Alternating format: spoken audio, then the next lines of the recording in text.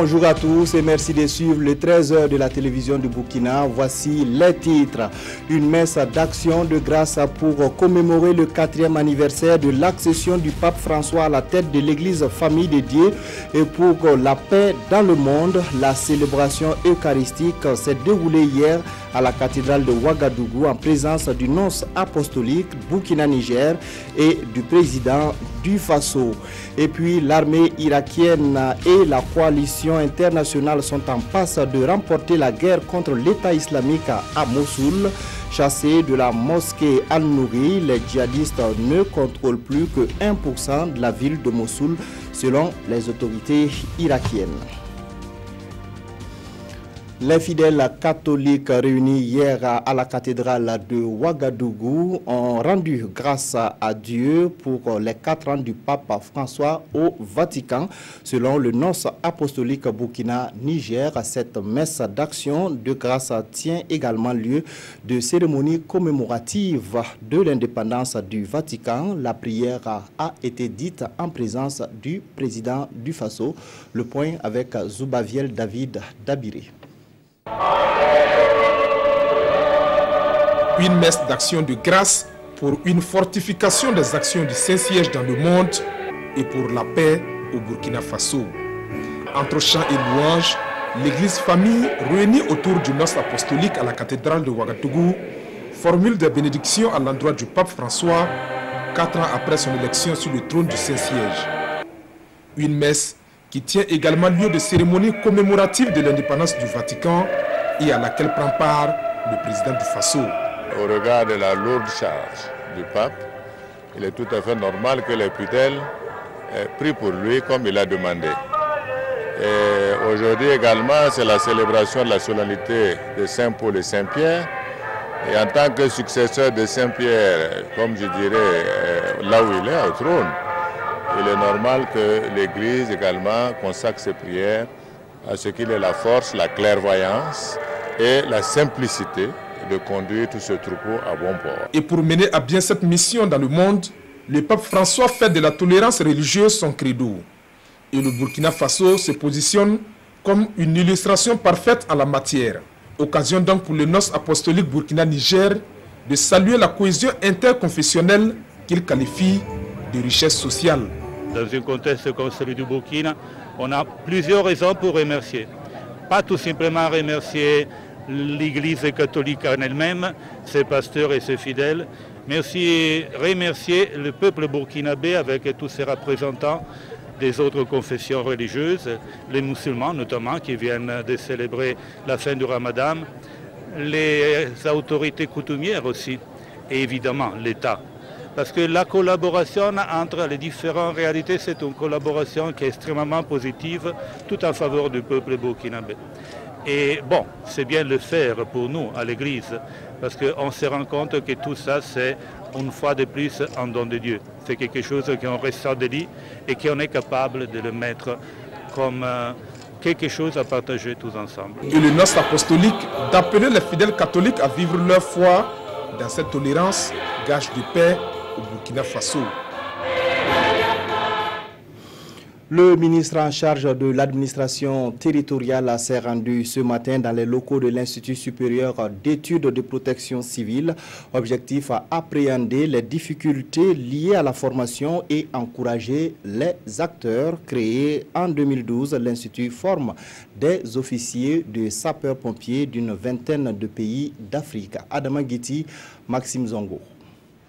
L'Institut supérieur d'études de protection civile, dont la devise est de former pour sauver, constitue un maillon déterminant dans un contexte d'insécurité persistante et de recrudescence des catastrophes. Pour plus de visibilité et surtout pour encourager les principaux acteurs, le premier responsable du département en charge de la protection civile a tenu à faire le déplacement sur le terrain. C'est tout à fait normal que nous puissions les encourager, connaître leurs difficultés et voir dans quelle mesure le gouvernement burkinabé, qui a déjà soutenu cet institut, puisse encore le faire pour la rendre plus performante dans le cadre de la formation des officiers en matière donc sapeurs-pompiers de l'Afrique. Visite du centre de secours, des installations techniques et administratives, échange avec le personnel, une démarche qui rassure. Actuellement, nous avons des formations en secourisme de l'avant, ce qu'on appelle en d'autres termes le secourisme au combat, pour faire face à la nouvelle problématique des attaques djihadistes de tout genre dans les différents pays africains. Lorsqu'on vous donne une charge de cette envergure et que vous voyez que les premières autorités du pays s'intéressent à votre structure, s'intéressent à ce que vous faites, il n'y a que du bonheur. Né de la volonté des États africains de trouver une solution à la protection civile, l'Institut participe depuis sa création il y a 5 ans à l'amélioration des capacités des services de protection civile par la formation d'officiers de sapeurs-pompiers en gestion de crise et de secourisme. Le taux d'exécution des travaux de construction d'infrastructures dans le cadre de la célébration de la fête nationale à Gawa est satisfaisant malgré quelques retards. C'est le constat fait par le comité régional d'organisation à l'issue d'une visite des différents chantiers. Le point avec Mamadou Ouedraogo et Isiaka Nana. Gawa en plein chantier pour les travaux du 11 décembre 2017. Sur l'axe de défilé, les machines sont à pied d'œuvre pour les travaux de terrassement et de dégagement des emprises. Avec ça, on va commencer les travaux de construction des ouvrages d'assainissement pour que la pluie ne vienne pas tout gâter, qu'on trouve la place à l'eau et après on va continuer. Même constat à la place de la Nation, les fouilles sont en phase de finition et l'entreprise installée à peine 3 semaines promet de livrer l'infrastructure à bonne date. Et la tribune comportera une place assise de 300 places couvertes et du pavé de 10 000 m². On a derrière la tribune un cafétéria et des toilettes, sans oublier le mur de clôture. Nous allons finir, en tout cas dans le délai. Voilà. Et nous promettons en tout cas. Et ça sera de qualité? Oui, de qualité. Et vous verrez. Des travaux de voirie aux infrastructures immobilières, le nouveau marché, bref, tous les chantiers présentent un niveau d'exécution rassurant à la satisfaction du comité régional d'organisation du 11 décembre Gawa 2017 en visite sur les différents sites. Par rapport aux visites passées, la réalisation des infrastructures là a beaucoup évolué. Et vraiment, c'est une réelle satisfaction pour moi, pour Monsieur le maire, pour le président du conseil régional et pour toute la population. Et nous souhaitons que les travaux se poursuivent avec un respect scrupuleux des cahiers des textes. Du côté des promoteurs immobiliers, promesse a été faite que tous les logements seront prêts avant la tenue des festivités. Cette visite sur les chantiers du 11 décembre 2017 s'inscrit dans le cadre du suivi mensuel des travaux du comité régional d'organisation. C'est un forum annuel qui réunit des experts africains autour d'une thématique majeure. Afrique Capacité se penche sur les mécanismes de justice traditionnelle pour une consolidation démocratique au Burkina Faso. La rencontre pour 2017 a débuté hier à Bobo-Dioulasso. Les précisions avec Martin Zerbo et Carole Tougouma. Une mobilisation de la société civile burkinabé ainsi que des leaders d'opinion, des participants venus de la République démocratique du Congo, du Mali et de la Côte d'Ivoire, et c'est parti pour le Forum international Afrique Capacité, ce rendez-vous du donner et du recevoir en matière de consolidation du processus démocratique. Pour cette 5e édition, Afrique Capacité emprunte le chemin de la vérité, de la justice et de la réconciliation. Nous sommes en train de rechercher ensemble quelle est la solution pour sortir, pour un peu ne pas faire le lit de l'impunité, mais surtout aussi être dans le droit chemin. C'est une justice qui doit être empreinte d'humanité, également tirer ses ressources, ses ressources surtout sur nos transitions et nos habitudes.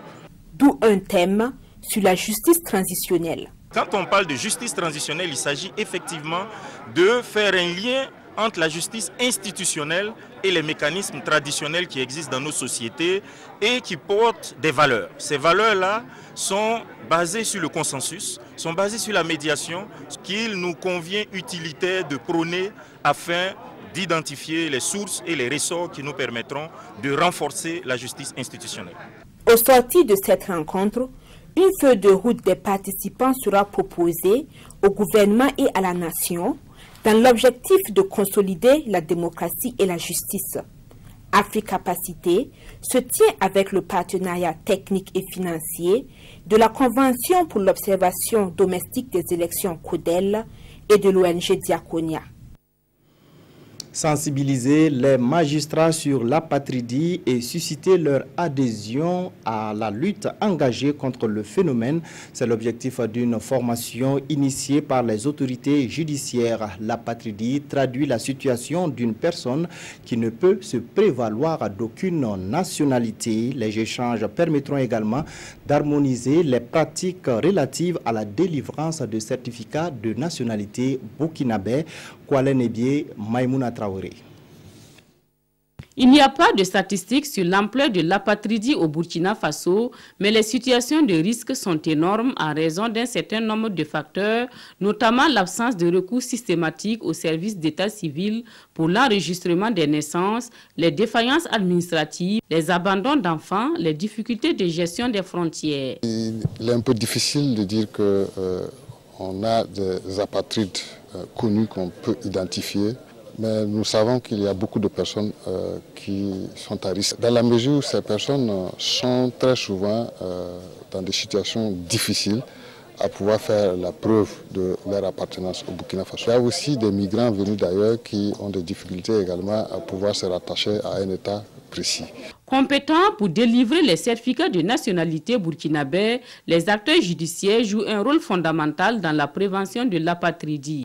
Dans la procédure de délivrance des certificats de nationalité, il faut produire un certain nombre de documents.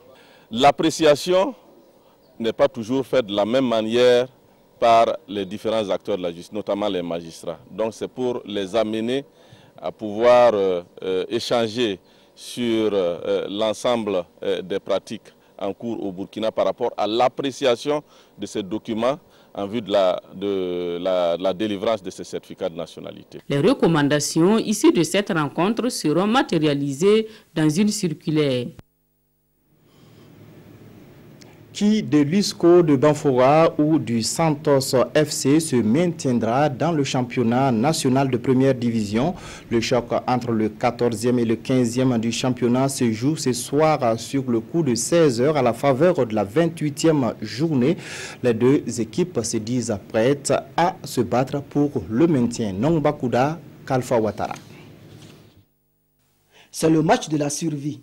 Santos FC USCO. C'est le 14e au classement qui reçoit le 15e dans la lutte pour le maintien. Un seul point sépare les deux équipes et malheur aux vaincus. Nous, on est bien préparés pour ce match parce qu'on a fait un gros match à Bobo, on a perdu à Bobo, on est revenu. Maintenant, moralement, on a touché aux joueurs, tout le monde est prêt pour ce match, tout le monde se concentre. Lentement, mes enfants sont motivés. Inspirés par l'Esprit de Dieu qui a pour nom son Fils Jésus-Christ de Nazareth. C'est lui le premier entraîneur.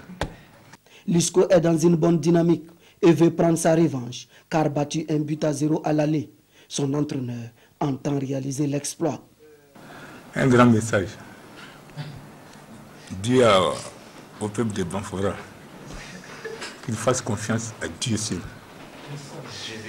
Dieu seul, Jésus-Christ de Nazareth. Il va mettre la joie à Banfora. Côté Santos, il faut arrêter l'hémorragie et sortir définitivement de la zone rouge. Santos FC USCO, c'est tout à l'heure à 16h sur les antennes de la RTB. La France, une nouvelle fois, pointée du doigt pour son rôle dans le génocide rwandais. Un officier de l'opération turquoise a dit avoir assisté à une livraison d'armes aux génocidaires par des forces françaises. Plusieurs plaintes ont également été déposées par des associations contre la banque française BNP Paribas, accusée de complicité.